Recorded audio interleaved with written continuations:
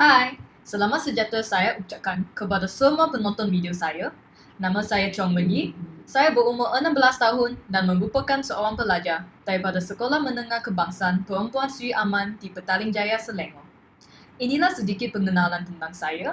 Saya ialah anak sulung dalam keluarga saya serta boleh berkomunikasi dalam 5 jenis bahasa. Saya suka membaca buku fantasi sejak kecil lagi. Ke mana-mana saya pergi, saya pastilah akan membawa sebuah buku. Buku yang akan saya gunakan untuk menghasilkan resensi ini ialah Hikayat Hang Tuah, terbitan Dewan Bahasa dan Pustaka. Buku ini adalah dikaji dan diperkenalkan oleh Kasim Ahmad. Kasim Ahmad ialah seorang intelektual dan penulis. Beliau pernah bertugas sebagai pengawal Dewan Bahasa dan Pustaka dan juga menjadi pensyarah di School of Oriental and African Studies, University London. Hikayat Hang Tuah ialah sebuah karya klasik dan epik kepahlawanan yang menceritakan zaman kerajaan Empayar Melaka yang lalu. Dari zaman pembangunannya hingga zaman kejatuhannya semasa pemerintahan Sultan Mahmud Shah. Hikayat ini juga menerangkan ciri-ciri sistem sosial budaya Melayu pada zaman dahulu. Selain itu, hikayat tersebut menggambarkan kehidupan dan peristiwa yang berkaitan dengan pahlawan yang paling terkenal dalam sejarah Melayu, iaitu Laksamana Hang Tuah. Mengikut hikayat ini, pada masa mudanya, Hang Tuah dan 4 orang teman baiknya, iaitu Hang Jebat, Hang Kasturi, Hang Lekir, dan Hang Lekiu, berjaya menyelamatkan bendahara Melaka daripada orang mengamuk serta membanteras masalah kacau bilau di dalam kampung. Oleh itu, bendahara Melaka dikagumi oleh keberanian mereka dan mengupah mereka berlima untuk bertugas di dalam istana Sultan.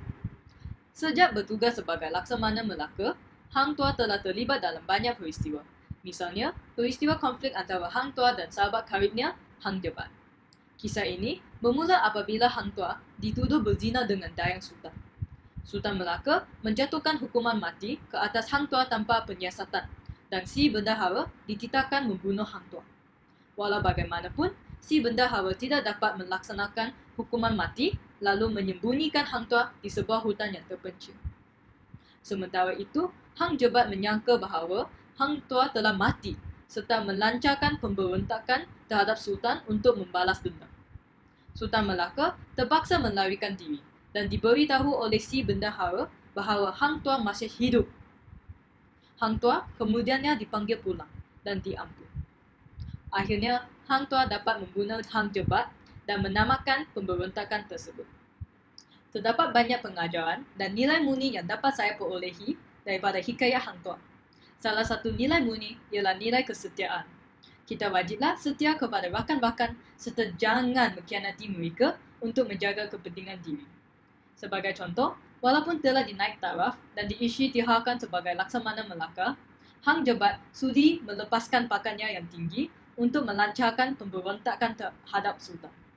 Hang Jebat juga rela menderhaka Sultan untuk membalas dendamnya ketika mempercayai bahawa Hang Tuah dibunuh di bawah titah baginda.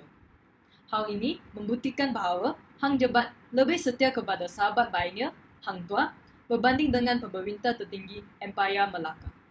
Selain itu, nilai lain yang saya dapati dalam hikayat tersebut ialah nilai keadilan. Kita wajiblah menegakkan prinsip keadilan dalam kehidupan harian dan menanamkan semangat kesaksamaan dalam jiwa kita. Misalnya, Hang Jebat mencetuskan pemberontakan apabila didapati bahawa Hang Tuah dijatuhi hukuman mati oleh Sultan tanpa penyiasatan. Pada pendapat Hang Jebat, tindakan tersebut adalah tidak adil serta hukuman tidak patutlah dijatuhkan sesuka hati tanpa bukti yang nyata. Oleh hal yang demikian, dia bertindak untuk membetulkan ketidakadilan tersebut. Tambahan pula, nilai lain yang saya jumpai dalam karya tersebut ialah nilai patriotisme. Kita patutlah menyalurkan kesetiaan kita kepada raja dan negara serta rela berkorban demi negara bangsa. Umpamanya, Hang Tuah masih berkhidmat untuk Sultan Melaka walaupun telah dianiaya oleh baginda. Meskipun Hang Tuah dititahkan membunuh sahabat karibnya, Hang Tuah juga bulat hati melaksanakan tanggungjawabnya dan menerima hukuman mati yang dikenakan oleh Sultan terhadap Hang Jebat.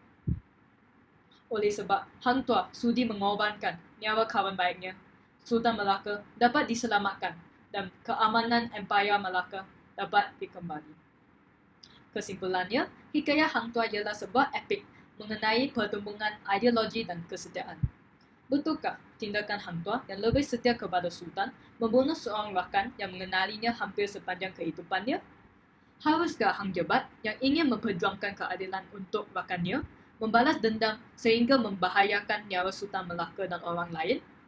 Hingga hari ini, paradoks kesetiaan dan persahabatan yang dikemukakan oleh hikayat Hang Tuah masih dibahaskan oleh orang ramai. Walaupun begitu, saya berpendapatan bahawa tiada orang jahat dan baik yang nyata dalam kisah ini. Hanya terdapat orang yang tidak bersetuju dengan ideologi orang lain.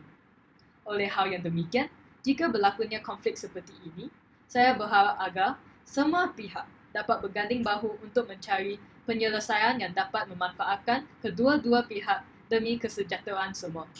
Saya ingin mengucapkan terima kasih kepada semua orang yang menonton video saya pada hari ini. Harap kita jumpa lagi.